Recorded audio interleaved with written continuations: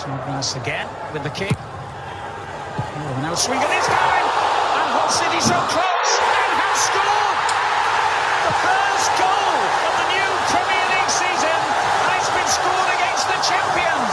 Well, it had been a bit of sloppy defensively from Leicester over the last 5 minutes. And that first corner was maybe a signal. They get the first header in. I mean, that's a fantastic save from Schmeichel. And that is a marvellous finish from Abel Hernandez. It really is.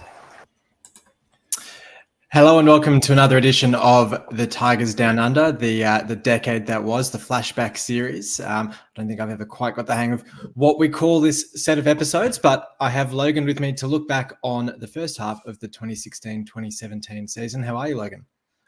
Yeah, hey Alex. Mate, I'm doing pretty well. It's quite an interesting season to relive. I think when I was looking through the show notes and trying to make sense of this particular time period, it just brought back some wild memories. And I kept kind of, even though I couldn't help it, going down the path of, am I happier then when we were in the Premier League experiencing that kind of stuff, or am I happier now? And I know it's a flashback episode, but I came up with some pretty interesting self-arguments, both for and against.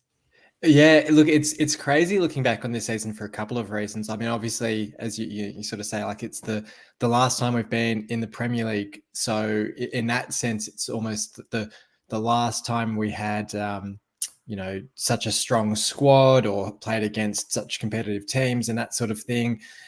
It's also, I'd say, probably the first season that we were properly up and running as a podcast as well. I happened to a couple of weeks ago be listening back to an episode, fun enough, that you and I did just after the takeover had broken down with the Dayonga owner who's now at Reading, as well as his sister or his consortium trying to take over the club. So it's a bit wild to be able to listen back to an episode we recorded about 9 years ago. What's that? About 7 years ago now. In real time going through that season, and now here we are 7 years later looking back on it. But yeah, quite a few highs and lows on and off the field. But we'll start off chatting about the off-field stuff. And it's hard to go past the first big bit of context to that season, which was, of course, Steve Bruce's departure in the off-season and Phelan initially coming in on a temporary basis before taking over permanently. But I suppose casting your mind back to that summer, it was a pretty strange one because, having just achieved promotion from the Championship, it's meant to be the highs and the excitement and the thrills of the Premier League, and it really wasn't that for us.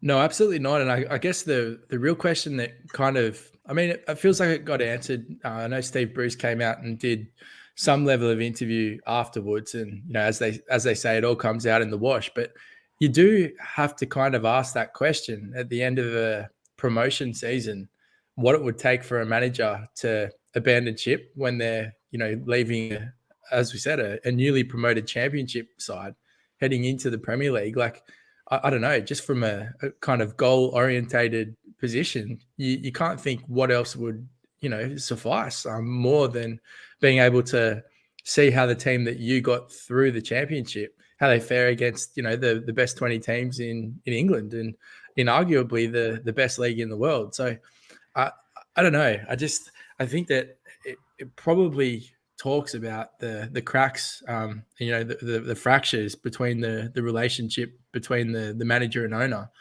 back then. But obviously we were then, saw what happened with the frustrations, with the lack of signings and, talk of disgruntled players as well. So it wasn't like it was just Steve Bruce who was frustrated. And, at the time, Mike Phelan stepping up from from his role. I believe he was in the assistant role at the time. Was that the case? Yeah.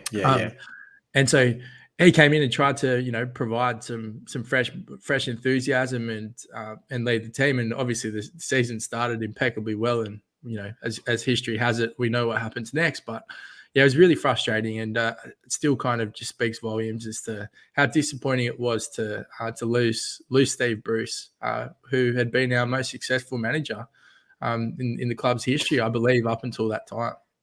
Yeah, and having named this episode the Austrian Nine, of course, we had the pre-season tour in Austria and the infamous photo of the 9 fit players. I'll flick back to it actually, because so we've got Robertson, Snodgrass, Huddleston, Klukas, Diamande, Myler, Livermore, Davies, and El Mohammadi. And you sort of think about the fact that, I think Jakupovic must have had a knock, or maybe this wasn't actually literally the 9 players fit, but it might have been the outfield players or something like that. But when you consider the fact that Diame left for Newcastle, where Newcastle had just been relegated to the Championship, and we'd obviously just been promoted, and so you've got players who are sort of, as you said, in terms of Bruce leaving as well, you'd think you're ready to take on the challenge of the Premier League, and instead people taking that step down or stepping away from the club in Bruce's case.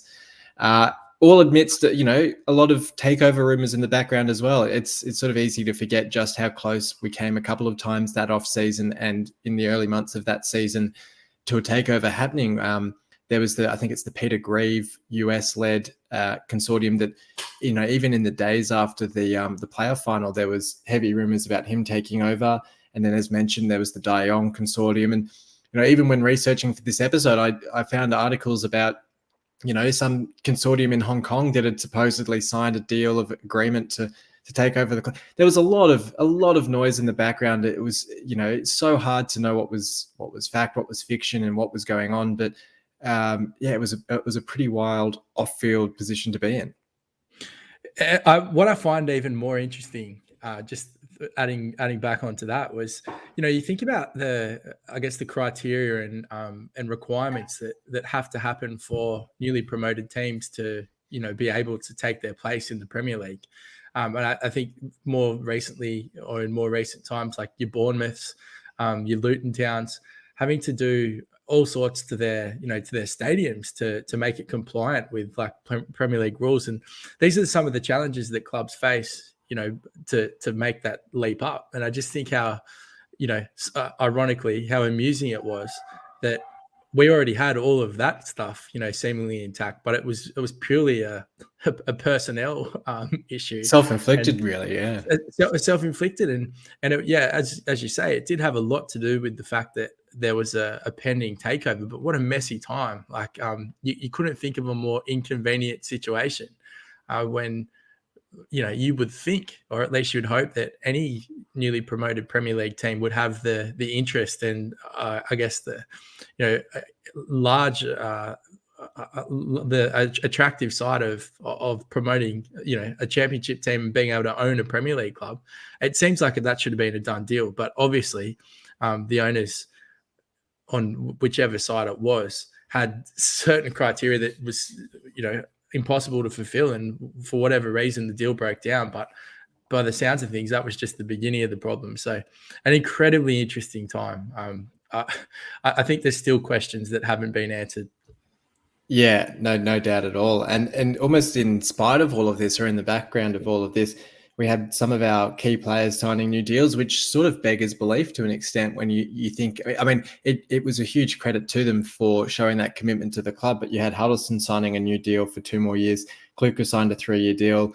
And perhaps the most significant one in hindsight was a very unknown academy product who pen to paper for a new 2-year extension in Jared Bowen. So the club was at least sort of putting the pieces in place for at least a sustainable future going forward. But there were very few and far between sort of positive elements of that off season.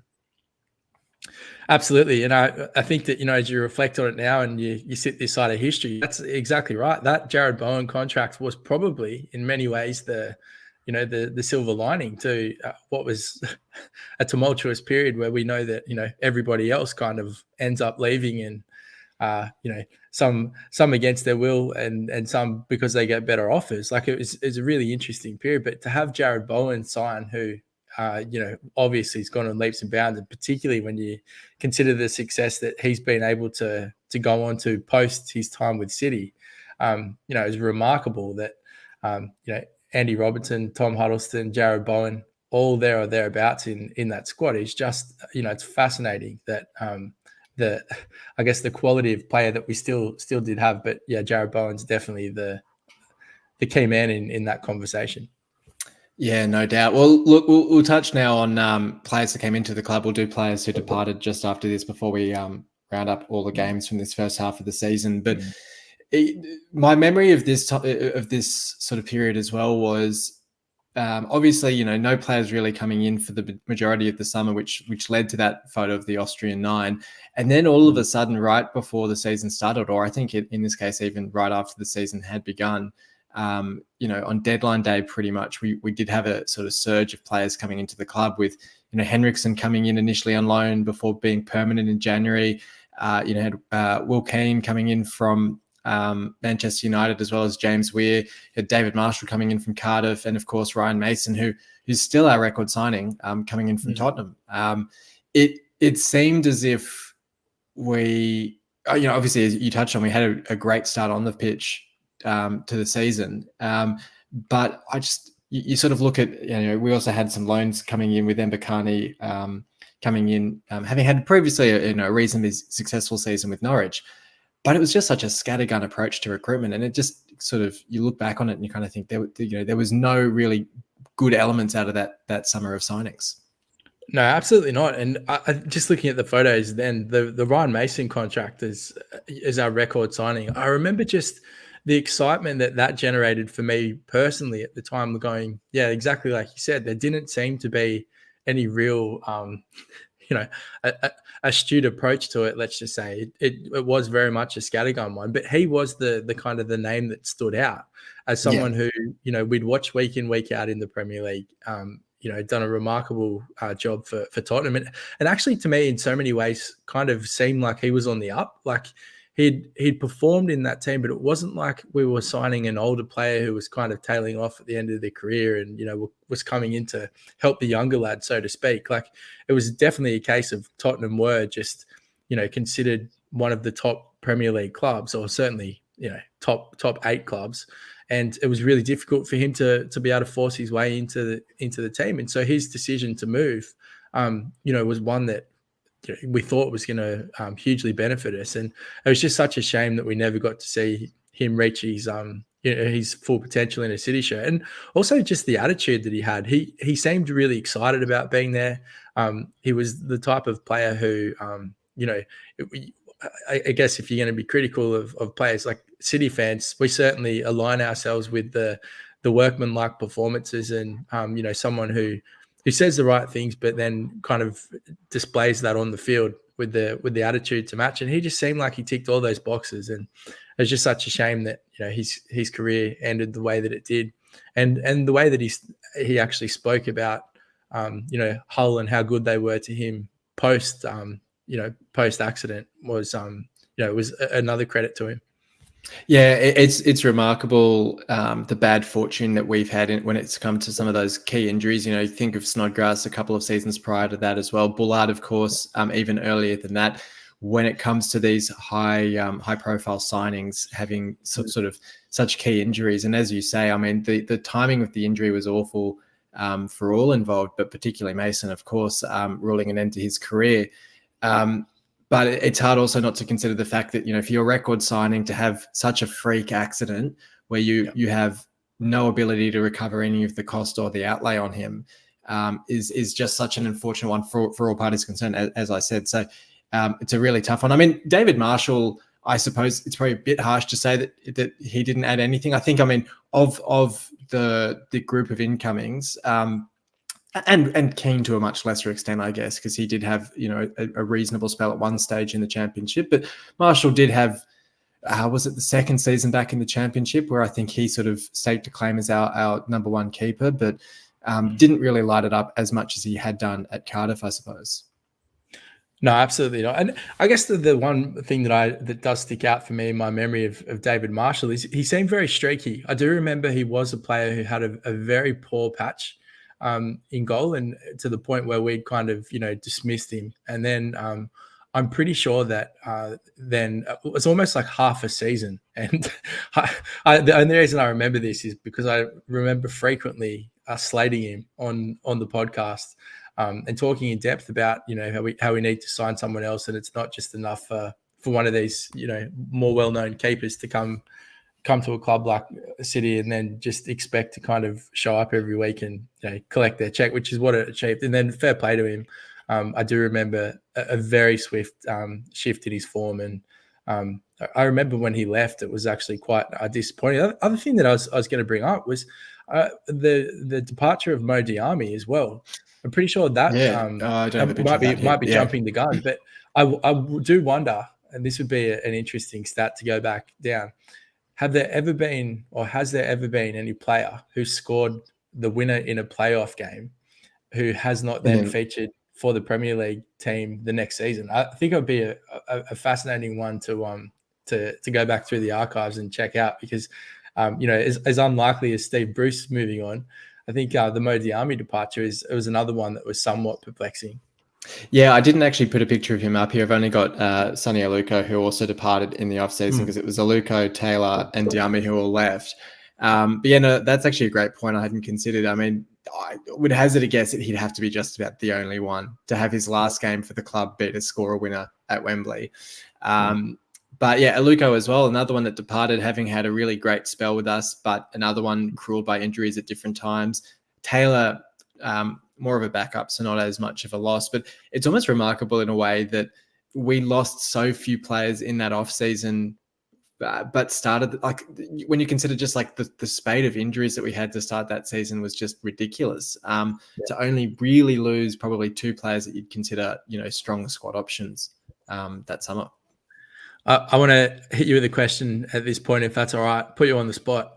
What is your favourite Aluko memory of his time at City? I feel like there's one that stands out that I think most people would say, but I wanted to see if it's yours. Yeah, I think there is that very obvious one being the Newcastle goal, but I will say I was at the Sunderland game. We won 2-0, where I think it was Jelavic and I don't actually think it was Aluko who got the second, but he was certainly it was his comeback game from injury, and we won it 2-0 away at Sunderland. So I'll cheat. I'll say that one just because I had that connection of being there. But yeah, absolutely, that Newcastle goal is a massive moment for him as well. Yeah, beautiful. I thought that's what you were going to say, but I wanted to make sure, because I feel like that's one of those like long-lasting City fan highlights that. Yeah, and it's funny because I almost think that it's still underrated in a way, because I think winning a Premier League game in that manner. Like, I guess I sort of look back on, for instance, the Giovanni goals in the 08-09 season, which I think live longer in the memory potentially than that goal. But I still think it deserves to be talked about almost in, maybe not the same breath, but it's definitely in that conversation of, great City goals and great City games in the Premier League for sure. And then probably the lower light that we probably don't touch on too much is that opportunity in the FA Cup final right at the end, where probably could have done a little bit better with the shot. But we'll not talk about that one. Yeah, but Diarmi as well. I mean, talking about the fact he scored the goal at Wembley, had a great first season in the Premier League with us, and then obviously in the Championship as well. Going to Newcastle, had an okay spell with them, coming back up from the Championship with them. But I think the funniest part about that almost is he was the face of the new kit, having signed the new deal with Sport Pesa, and it was the African gambling company that he was sort of the face of that. And then I think he left for Newcastle only a few days later, which was quite funny in hindsight. That is true irony. And I was actually gonna touch on that Championship goal as well.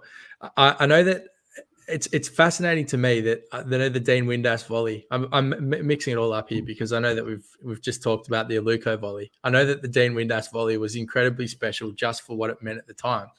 But if you actually go back and look at the finish on the Diarmi goal, like, that is an incredible strike to have a team promoted. And I think if you didn't know the backstory and you took the context out of it, you'd almost argue that that's a better goal than the Dino goal. And I know that's an incredibly controversial statement. Controversial, yeah. But while we're talking about Mo Diarmi and reliving the season, I thought it was worth mentioning. Absolutely. Well, look, we'll talk a few more freakish goals because, of course, we had the audio at the start of this episode, and we'll talk the actual fixtures now. I heard the other day someone talking about if Luton had held on against Liverpool, would that have been the most remarkable of Premier League victories of all time? And putting aside, our win over Arsenal at the Emirates, which I think is also up there in that conversation, I think this game doesn't get talked about enough for the fact that we were coming up against the champions who at that time, I think Leicester only lost 2, maybe 3 games the previous season on their way to becoming champions, with us having 10 fit players essentially, or 11 fit players, to the point where we had Jake Livermore lining up at centre-back and we did not make a substitution in this entire game. To not only take the lead, then get pegged back by Amare's penalty, which was incredibly soft, to then go on and score a winner through Snodgrass. I don't think this game gets talked about enough for just how incredible this performance was. Look, having had it broken down in the manner that you just broke it down, I agree. I think that on its merit, it's quite remarkable. And I'll play devil's advocate here. The only thing that I could say is I think we're still kind of shocked that Leicester City ever were Premier League champions. And I think that if they had have carried the same name like an Arsenal, Manchester City, I dare say United or Chelsea, I think it would have been still talked about as one of the most remarkable things. But I do think that just because it was Leicester City, everyone was kind of like, what are they going to be like this season? Are they going to, they're the champions. Drop off, yeah.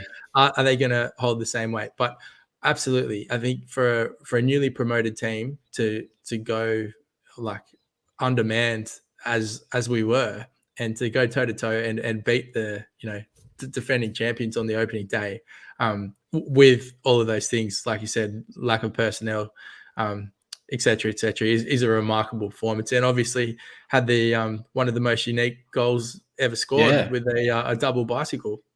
I'm still not convinced who actually got the winning touch, and I think it ended up getting credited to Diamande. But it's just the sheer the nature of that goal is just ridiculous in itself as well. Remarkable. And then, of course, backed it up the following week against Swansea with a second win, to the point where I think Phelan got manager of the month that month, which I would assume is still a record for an interim manager to get manager of the month. In itself is quite a remarkable achievement. Well, certainly in the Premier League, I think that's probably the distinction. I'm sure that in lower league football, it's probably definitely happened. But to be in the top flight, you would assume that anyone who took on an interim position is probably from a newly promoted club, or I guess one of those like bottom to mid tier teams. It would be very strange circumstance for one of the big six, I suppose, to have an interim manager come in and to.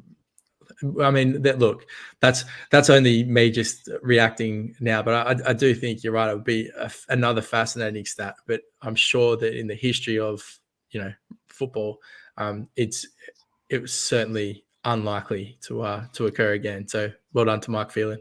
Yeah, and it's crazy having listened back to that old episode where we were talking about the foul takeover. We were sitting there sort of saying, hurry it up, get him the full-time job. He deserves it. He's been brilliant, and so on. And so it is easy to forget, looking back in hindsight on his spell as City manager, that he did, even in the, we obviously had the last minute defeat to United, and then I think we got a draw with Burnley.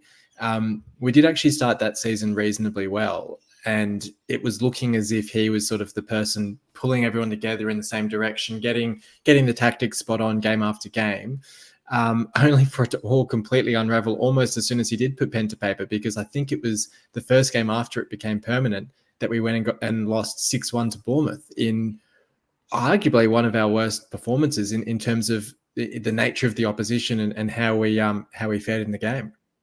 Yeah, and I'm pretty sure that came on the back of a really poor patch as well. That Bournemouth game wasn't like it was just we got hit with the tranquilizer dart and it stopped us in our tracks. I'm sure that we'd had a run of some really tough opponents beforehand. And if I'm not mistaken, I think the Ryan Mason injury against Chelsea may have happened before. No, because he scored. No, because he scored against Bournemouth. I think it was the second Chelsea game under Silva. Okay. But that was, so we had the 4-1 loss to Arsenal, 5-1 loss to Liverpool, 2-0 loss to Chelsea, and then, it got smashed 6-1 by Bournemouth. Yeah. So it was certainly not out of the ordinary from our previous form. No, and also worth noting, though, I do believe it is our only ever win over Man United in the second leg of that cup fixture. I think we beat them maybe 2-1 or 3-2, perhaps. Yeah, I was just going to bring that up as well as sort of the other sort of, I guess, positive element of that first half of the season was an extraordinary League Cup run that, yeah, we had that 2-1 win over United in the second leg of the semi-final, where I think it might have been up until that Newcastle game was all Phelan, and then Marco Silva took over for the last two. But, you know, for a club in our position, to make the semi-final of the League Cup is also quite remarkable. Absolutely, and I mean, it just adds to the narrative of, you know, the undermanned Tigers team at the start of the season going on a cup run. It seems it seems wild that such events could even occur, because you would think that an already undermanned squad would be playing an extremely weakened youth squad in particularly those early fixtures in the cup game. So to be able to get through and, you know, go on a run like that one, somewhat remarkable. Yeah, and then I guess I'm just looking at the fixtures. So for the remainder of that first half of the season, so Phelan was sacked following the 3-1 loss to West Brom on January the 2nd, which I guess is essentially the first half of the season wrapped up. Other than the Leicester and the Swansea wins, we had that one win against Southampton in November, and other than that, it's, you know, a couple of draws, but really, it was a really barren start to that season. Which is, as you say, with that Bournemouth loss, you look at the fixtures around that. I mean, even the 2-0 loss to Stoke and the 1-0 loss to Watford, it was just it was remarkable. And I guess, you know, jumping ahead to that silver half of the season, which we'll talk about in the next episode, but it's remarkable that we came as close as we did to survival under Silva, given how barren this first half of the season was. Yeah, absolutely. It was the two wins at the start and then a whole lot of not much for a very long time.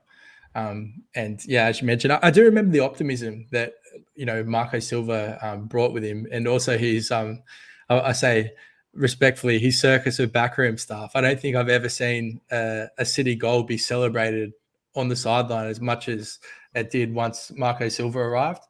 I think that was my fondest memory of him taking over in management, was everybody that was on the sideline, and all of his the members of his cabinet were just as invested as he was. And I remember that just being quite a shift in the culture, because we had seen some pretty dark times in that first season under Phelan, and then Marco Silva definitely came in and renewed a little bit of optimism before falling just short. Yeah, and it's interesting, actually. I'm just having a look at what else happened in that first half of the season. So it looks like, so in December, we did trigger extensions for Snodgrass, Dawson, Robertson, Acquire, Livermore, and Hernandez until the end of the 17-18 season. So it's interesting, I guess, in terms of the injuries that we suffered in that off season or in the first few months of that season, because I think Dawson actually picked up a pretty significant injury as well. It's always sort of, I guess, interesting when you look at, you know, the players that, and again, sort of jumping ahead to the next episode with Silva, but it's interesting when you look at the players that both managers had available, that you can't help but feel like Phelan was a little bit underdone with the players that I suppose when you got someone like a Will Keane up front as opposed to an Abel Hernandez, there's just a little bit of difference in quality in terms of what you could expect from results. Yeah, I was thinking, as you mentioned, that it's really hard to talk about this season in halves. I think that the story of it was almost more important, like to capture it as a whole, even though they are, you know, two wildly different halves. The fact that we did have the excitement of the League Cup run still kind of hanging over from the Phelan time, and the trauma, I guess, that came with the first half of the season, and then how it shifted at the back end. It really does just seem like it was this whole journey. And yeah, I still just think that, like you said with Mike Phelan, it was an incredibly difficult time to try and, you know, steer the club, and I'm really I almost commend him for the level of optimism he was able to show. I think that if I was in that management position and suffering the results that you were, then obviously with the Mason injury and so many things, it just seemed like, you know, the world was out to get him, so to speak. You would be looking to find excuses and clutch at straws. But from my recollection of him, whenever he fronted the media or was interviewed, there never really seemed to be any negative chat. It certainly was probably more geared towards the football, and there was no pot shots at management or anything like that. So it's a credit to, I guess, the way that he views football, and his understanding that he was able to remain tight-lipped. I'd love to know what he was thinking. It'd be great to interview him now and find out how he saw that period. But at least in the public eye, he was always able to remain optimistic. And I think that for long periods, the players certainly tried to buy into it, despite having a lot of challenges to overcome. Yeah, and it's remarkable. I mean, the way he started that season, that he hasn't had another senior manager job since then. But as a little bit of trivia for you, do you know the next club that he was involved with in a managerial capacity after City? I think, if I'm not mistaken, I want to say that this is the Central Coast Mariners. It is indeed, yeah. And I remember only because of a very good friend, the podcast, and regular contributor Dan, as a Mariners fan at the time. That was a big discussion point for us in our group chat. And oops, you just muted yourself.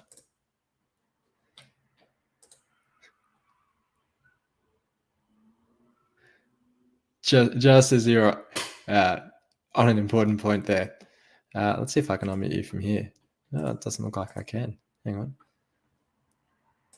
Oh, it's saying your mic's not connected.